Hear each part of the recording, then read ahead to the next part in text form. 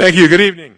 We're going to call to order the Advisory Committee for Redistricting for October 7th, 2021. It is 6:36. I apologize for the late start. As you might know, there's weather and traffic out there, so hopefully it won't inconvenience anyone too much.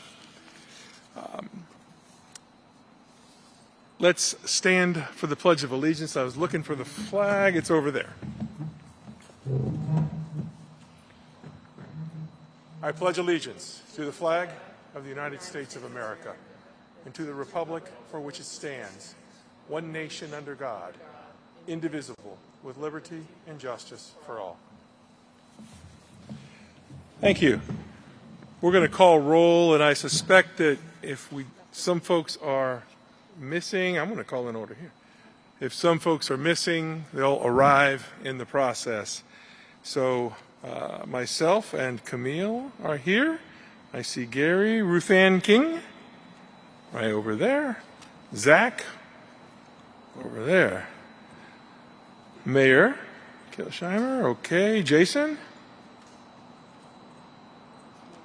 Okay, I'm sure he'll arrive. Mark Arias? Not yet. Tom Callan? Gotcha. Jimmy Alfont, Julio Rocha, seeing you. Wes, Kelly, Virginia, I see you. And Commissioner Hartage. Not here yet either. Okay, so we've got three we're missing, but we do have quorum, and we can certainly begin and do business. We'll begin with public comment. Jason, do we have any public comment? Mr. Chair, we have one electronically submitted comment, and for these I read the name and the topic of the comment. Right. This is from Corey Goodman. The topic, Bithlow and Winter Park are in the same district. Okay. Is there any public comment here to speak today to the commission, to the committee? Do we have any cards submitted?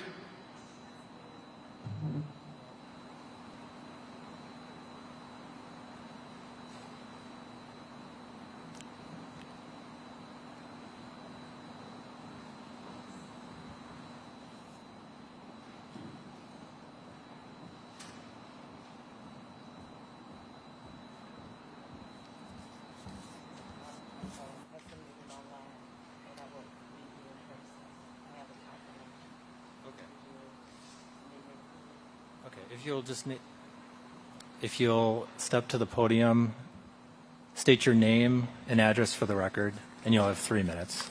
Okay.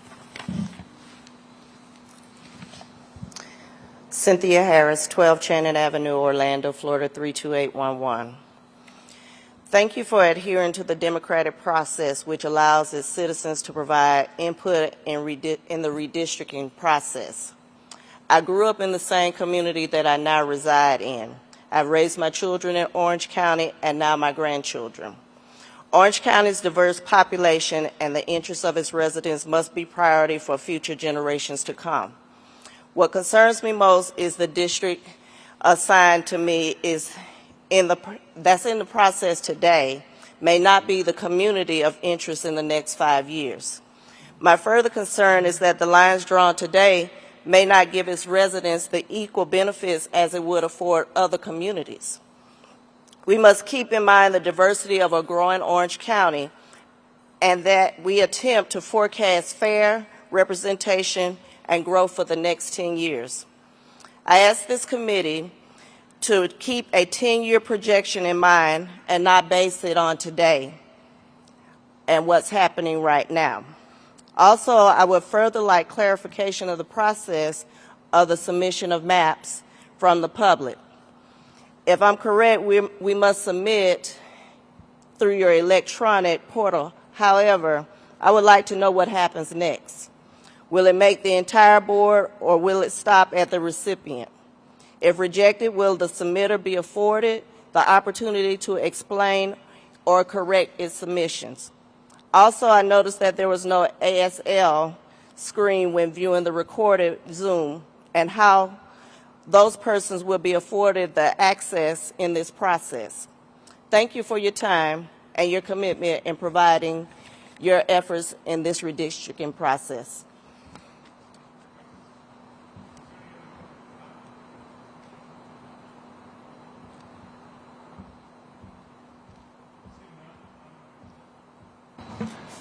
Seeing none, I'm going to close public comment at this time.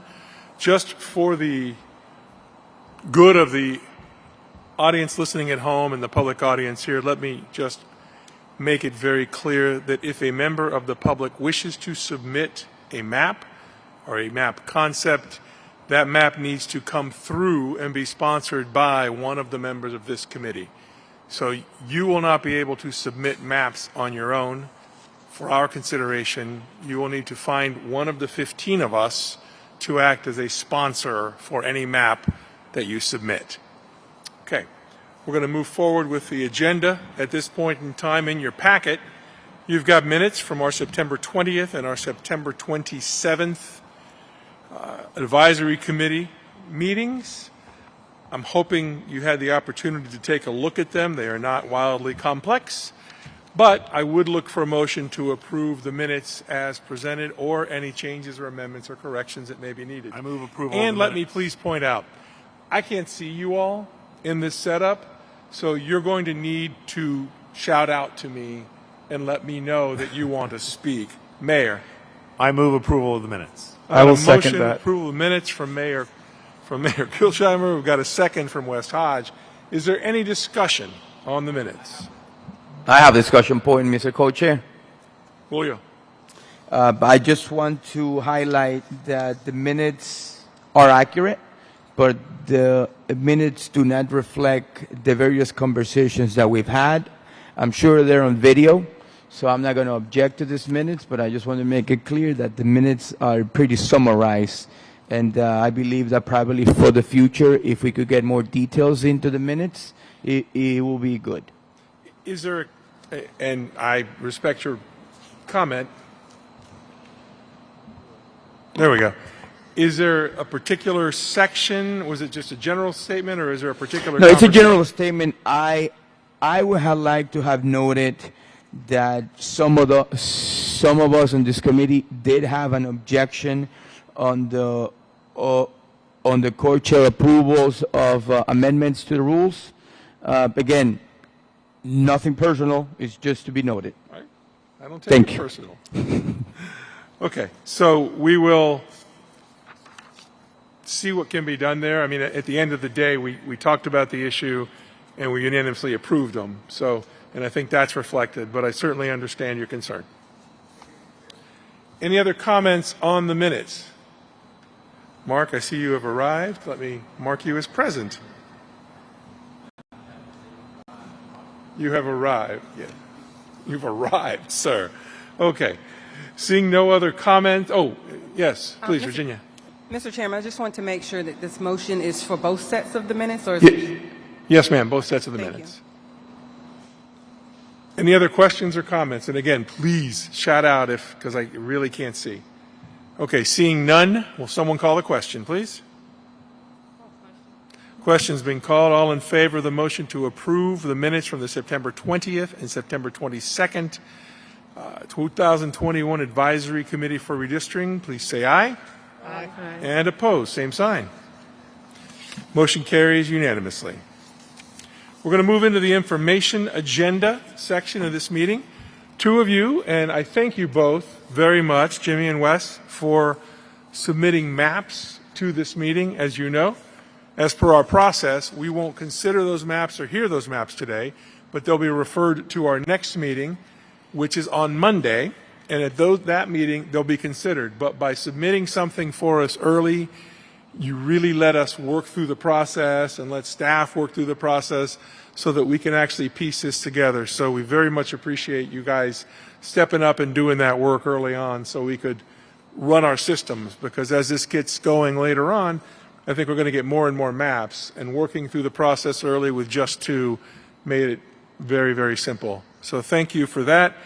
I don't think we need a motion to move the plans on to next week's agenda. So As chair, I will do so unless someone has an objection. Yeah, none. Okay. Seeing none, we will move. This may be a quick meeting, ladies and gentlemen. Seeing none, we're going to move to the discussion agenda. And what we decided to talk about was, seeing as we thought we'd have some extra time today, it's a good opportunity just to sort of take a snapshot, take a look at the county and where it is now, where the districts are now, what they look like, just so we all have a general summary. We knew we had a little bit of extra time today. So I'm going to ask Jason and staff to give us a reasonably thorough presentation on what's going on at the county level, where the districts are, and what we have to deal with going forward. Jason. Good evening, committee members, co-chairs. In your packets, committee members, in the back you will have existing districts, also seen here. This should be familiar to you as the existing districts, districts 1 through 6, with the percentage of population more than or less than in regards to percentage-wise, which will be how much population that district can take in, so to speak, or how much it needs to decrease. If you turn over, and like Mr. Perez said, what we wanted to do is let you all be familiar with what the analysis will look like. So we know that there are 2 maps that were on the information agenda for tonight. By tomorrow, at the latest, you will have a full analysis for both of those maps, which will include this very data you see in front of you. So this, as it's shown, is based on the current data. So if you're looking where it says current and proposed, that will be the same because it's not being compared to anything. What we endeavor to do is make sure next Monday, the first time you are analyzing maps is not the first time you're seeing this data, how it's presented and how it can be viewed. So if we're looking at essentially the second page, you see the percentage of each, you see the districts, its population, the deviation, which is on the previous page, broken down by white, black, American Indian, Asian, Hawaiian, other, more than 2+ races, and Hispanic. Obviously, because it's current and proposed, it's the same map. That information is the same on the top half of the chart as the bottom half of the chart. Can you show up there? And can you zoom in a little bit, please? I'm trying to bring that up here for the viewing audience.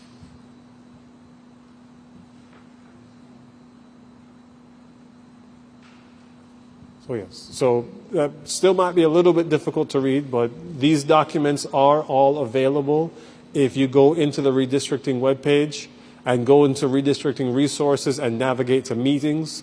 All the documents we discussed at this meeting and previous meetings are in that folder to be viewed. So turning over to I would consider this is the third page, census designated places by commission district. This breaks down the census designated places, which are set by the U.S. Census Bureau, and it shows which districts they're in. So you look at the first one, which is on the top, Alafaya. You see there are 92,000 people in District 4, 27 in District 3, and it shows the percentage. Again, this is the current. So next Monday, when you are looking at a new plan, you will see on the right side, you'll see the proposed, and you will see, obviously, assuming the lines have been drawn differently from that area, you will see those numbers to be reflective of what that proposed map will be. So this also does include the cities and towns in Orange County. So if you continue down, you can see Alafaya all the way. If you continue down, you'll see Eatonville, which is a city, Edgewood, Ocoee, and going on to the back page, which is page 4, obviously we're Orlando. We know Orlando touches all 6 districts. Again, from the left side to the right, or current to proposed, those will be the same because we're just using the baseline current data available, going through the rest of the municipalities and census designated places in Orange County. Again, this was really meant for the committee members to get familiar with looking at what an analysis will look like of a plan. So like we mentioned earlier, for the information item, which is one we had today, 2 maps, You'll see them. They're in your packets. They were emailed to you. And again, for the audience, that information is on the redistricting page in the meeting resources section. And for this, when those maps are on the information agenda, the discussion agenda, which is the following meeting, is when you will see the analysis that accompanies each plan. Mr. Chair, was that thorough enough? It was helpful. Does anyone have any questions for Jason about the presentation we'll have? We will also have, thank you, Jimmy. We'll also, in addition to this language, we'll have a legal review of each of the maps that are submitted, which will tell us if they met legal standards with regard to all of the issues that we talked about at the first meeting. Jimmy, you got to push your button, buddy. Thank you. I did not know that. Okay. Currently, what you're showing us, it says current and proposed, but basically they're the same numbers. Yeah. So really, there is no difference, correct? Correct. Right now, because all we're looking at is the current data, and there's nothing being proposed. So those numbers will be the same until next week when you start to look at new maps. It will be the current. Those numbers won't change, but the proposed will be the analysis for that respective map. Okay. Second, it's kind of interesting. Puts percentage of city. You got to get closer, Jim. I can't hear you. Okay. It says percentage of city. Really, it should be percentage of district because, for example, Bay Hill is not 100% in the city of Orlando or any city for that matter. Neither is Bithlo. Certainly, I guess a more accurate way might be percentage of the area. Okay. Excuse me, I'm so sorry to interrupt. I'm over here. Is there a way to turn up your mic or the speakers over in this corner with the rain and this machine? We cannot hear. Yeah, I can't hear him here either. Jimmy, just get real close. Jimmy, you got to get really close to the mic, please. Is it me you can't hear or Mr. Afont? Either? I can't hear you either, Jason, from here. Sorry about that. I will attempt. Is this a little better? I will do this. Okay, and I will do this. So to answer your question, you're right. City is probably not the correct way because some of these are not cities; they're areas or census-designated places or towns.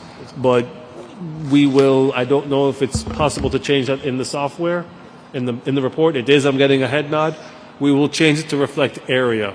Okay, I appreciate it because, like for example, Alafaya is part in District 3.4, so it says 0% and 99. So basically, it's more of a districting than it really is of city. Okay, that's the only thing I wanted to bring up. Thank you, Mr. Afont. Thank you, Jim. Mr. Hodge, and then co-chair. Thank you, Mr. Co-chair. Mr. Reynolds, I have a question for you. In working on these maps and trying to figure out the distribution, do we have access to the data where we can identify the people who identify race as white and ethnicity as Hispanic and also race as black and ethnicity as Hispanic? Because as I'm trying to analyze these districts, I'm trying to make sure that the representation is adequate, and I don't want to automatically assume that all Hispanics are white or all Hispanics are black. Is there a way to get access to that data so we can actually be accurate with it? The way that the data is collected, and GIS can correct me if I'm wrong, Hispanic is not considered a race, it's considered its own ethnicity, its own category. So the white population would be all white, non-Hispanic, and the black population would be all black, non-Hispanic, because they actually will count Hispanics twice. They'll count them as black if they're black, and they'll count them as white, as Hispanic as well. So does that answer your question? It explains my problem, yes. But my question is that if I'm trying, like for example, if I look at District 6, which is a majority African American district, but there are Hispanics in there, are they African American Hispanics or are they white Hispanics? Because I'm trying to make sure that we're giving adequate representation to the Hispanic vote, and District 4 would be an example where there's a predominant Caucasian or white populace, but also has a significant Hispanic ethnicity. But I don't want to automatically assume that that block of Hispanic voters are all coming out of the white race, if that makes sense. That makes sense, but I also want to go back a little bit to make it clear that this committee should not be racially gerrymandering their districts. It's against the 14th Amendment's Equal Protection Clause.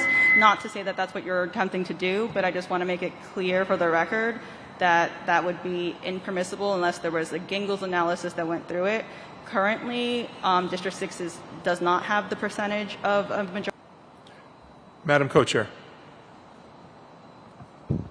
Thank you, Co-Chair. I just wanted to encourage everybody who's in attendance to spend some time with this information. It is one thing to move boundaries and have an idea of census blocks. It's a whole other thing to have to do the analysis for how the percentages play out and what the deviations need to be.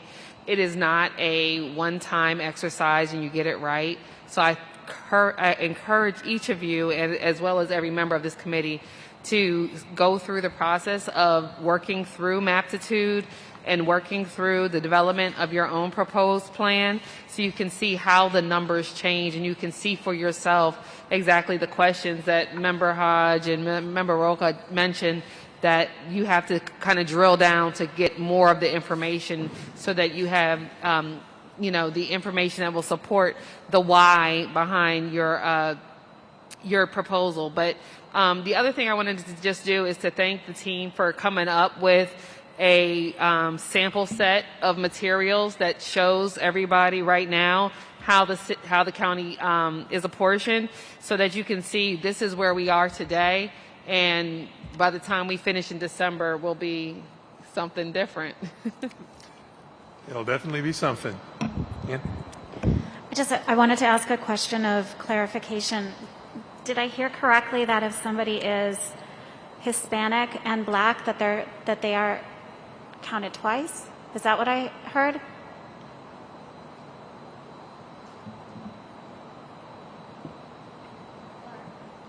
Sorry, the mic wasn't working.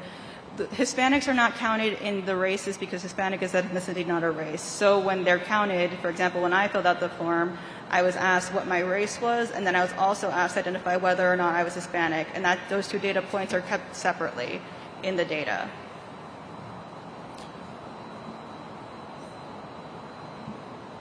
So when we're assessing the data, just from a statistical analysis, then these groups would be mutually exclusive of one another. Is that correct?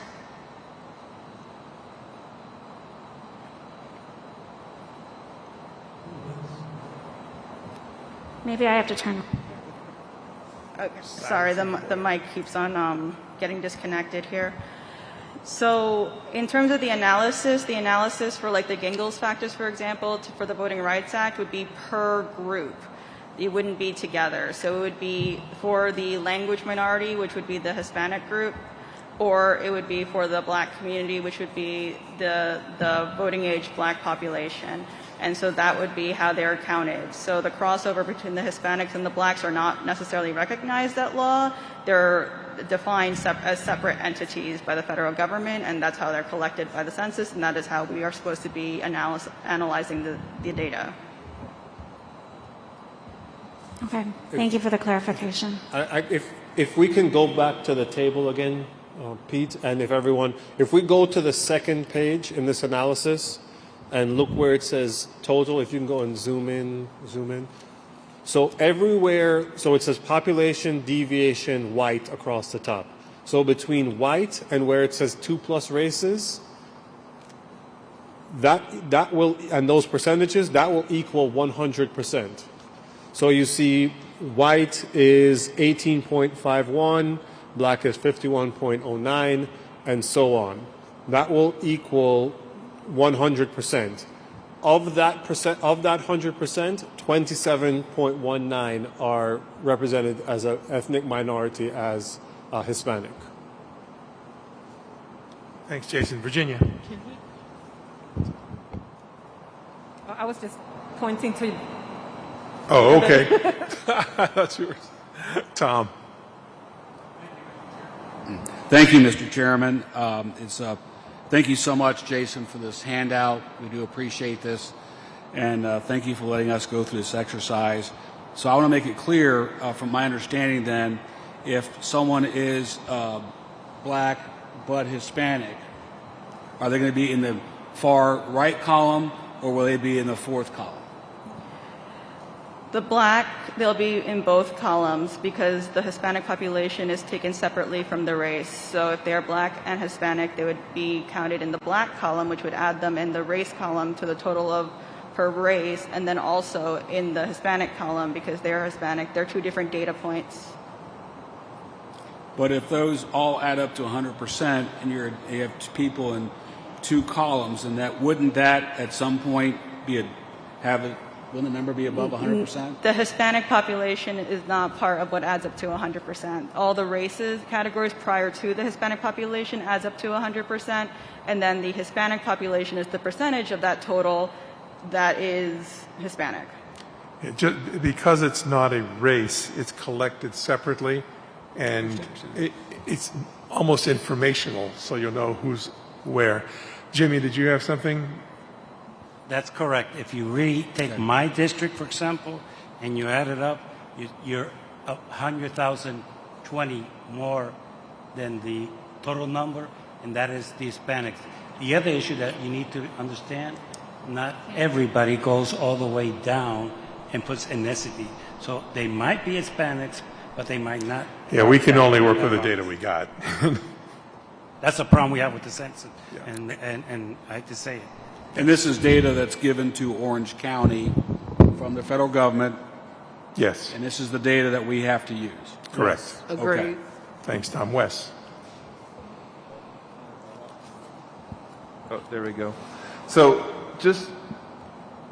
I'll wait till my question is for.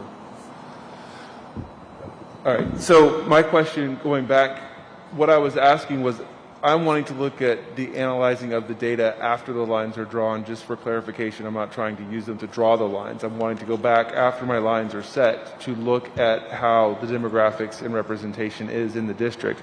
But my question is, when we are submitting our maps, there is a test on there for District 6 to be 50% plus one African American. But if that's not supposed to come into our calculation, why is that requirement there?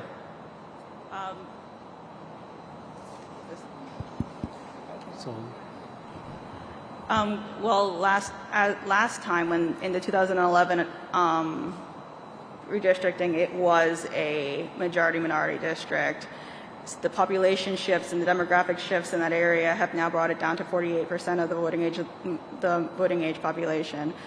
We need to remove that in the software because it shouldn't be there currently until a point where then the committee goes through that analysis and decides whether or not, if necessary, that we would be able to have that as a goal or an objective. Thank you. Thanks for pointing that out, Wes. Yeah. So for next week, when we get a sheet that looks like this, right, the one that's up on the screen, I just wanted to understand, so I know what to anticipate. We will see that there'll be a current, right, a current column, and then is the column on the left that says proposed, is that going to have the data then for proposal map 1 and then another one for proposal map 2? Is that correct? Yes. That is correct. Okay, great. And then if I'm looking at the current column and I see it says total and it's 1, 2, 3, 4, 5, 6. So those are my districts. And it gives total population, for example, 268. And what this is saying is that approximately 55% of District 1's 268,000 plus population is white. Is that correct? Is that how this would be interpreted? Yes. And then the proposed side, it would say, like, let's change that percentage of 54.96 white, and perhaps it would say 52% would be. That's how this is going to roll out? Yes, and it would be based on the map that was drawn. Based on the map that was Yes, drawn. so each line moved presumably adds or removes people, which people, of course, ties into one of these categories: white, black, American Indian, Asian, or so on. I got it. Thank you.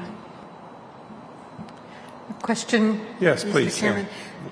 This may not be the right way to ask the question, but is our goal in changing the lines of these districts to try and achieve equality to the county numbers in terms of racial and ethnic distribution, or is it to try and stay close to the existing district distribution and balance the population?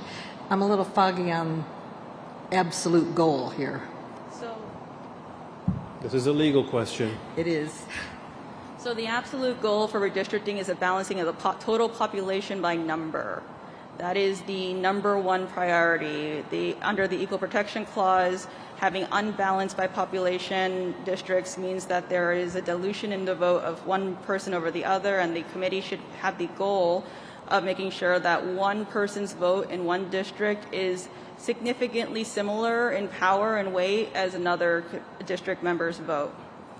So that is the first one, and that is the maximum deviation. When you look at the maximum deviation numbers, to say that it's under 10% maximum deviation is what's presumptively permitted by the Supreme Court as having met that one person, one vote standard. So we do have that wiggle room to have the districts be a little bit unbalanced by population, and that's when we can go into the other discussions that we have about the traditional redistricting principles. Race is not permitted to be a predominant factor in the drawing of districts unless the county goes through the analysis of being able to demonstrate that we have a compelling government interest to use race in that way, and that we have that we've narrowly tailored those lines to meet that goal. The only time the Supreme Court has accepted this strict scrutiny analysis is for compliance with the Voting Rights Act, to make sure that a minority population is not being diluted by the movement of the lines. And that goes through, and to determine whether or not the Voting Rights Act is applicable, you have to go through the Gingles analysis that I talked about in the presentation on September 20th, which is effectively the question. The first question would be whether or not the minority group in question is geographically compact, and that would mean that the voting age population of that group would be 50% or more in a reasonably drawn district. And the reasonably drawn district needs to be based on the other traditional redistricting principles that we also reviewed. Then the second would be, does that minority population vote in a block? And you can't assume that because there's a minority population that they will vote in a block, because that would be racial stereotyping, and the Supreme Court has said that we are not permitted to do that. And then the third one is whether or not the white majority votes against the interest or against and thwarts the attempts of that minority population that meets the other two factors in electing the representative of their choice. And so that's the analysis that you need to go through before you can actually racially gerrymander and draw the lines in a way to create a majority-minority district to protect that minority population from their vote being diluted. Thank you. Thanks.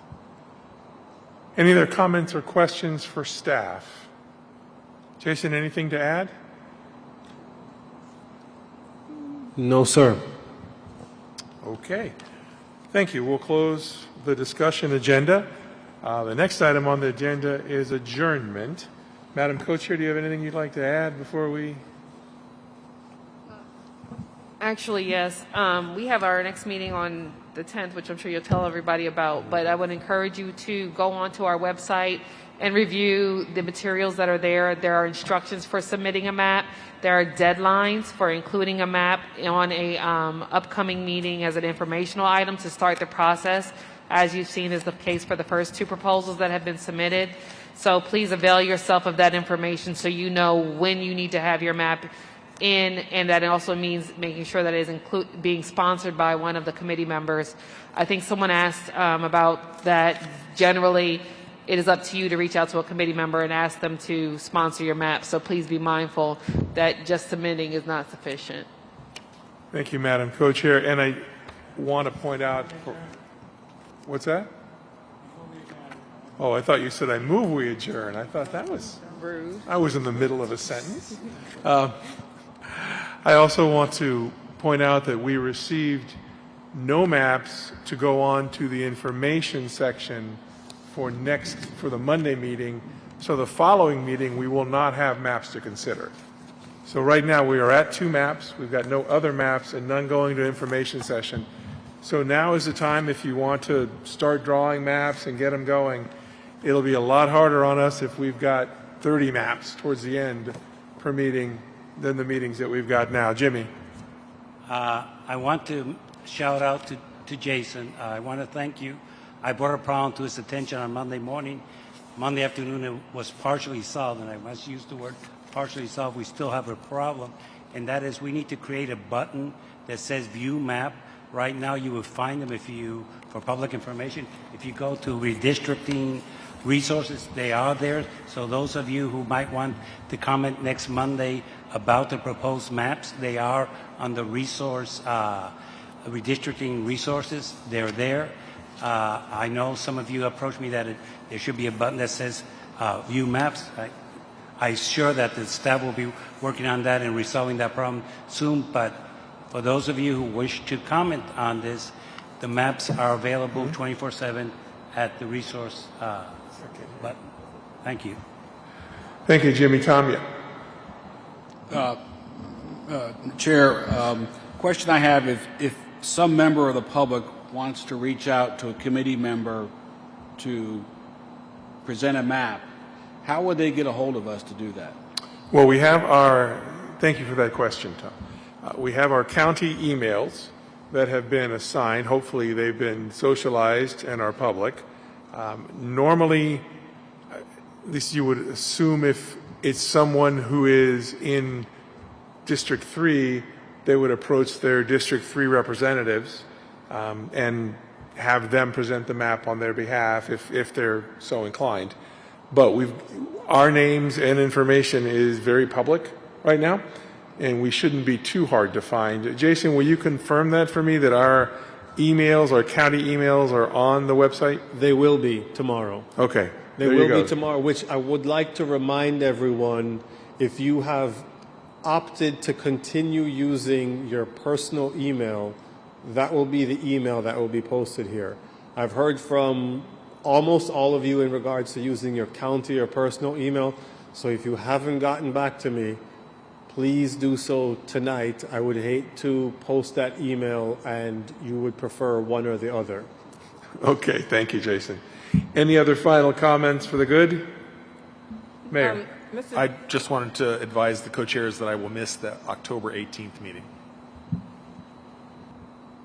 Thank you, Joe. Others? Seeing none, is there a motion? Got a motion to adjourn from Mr. Callen, a second from Jimmy O'Font. All in favor of adjourn, please say aye. Aye. And opposed. Don't get used to this. Oh, was it Arias? I'm sorry.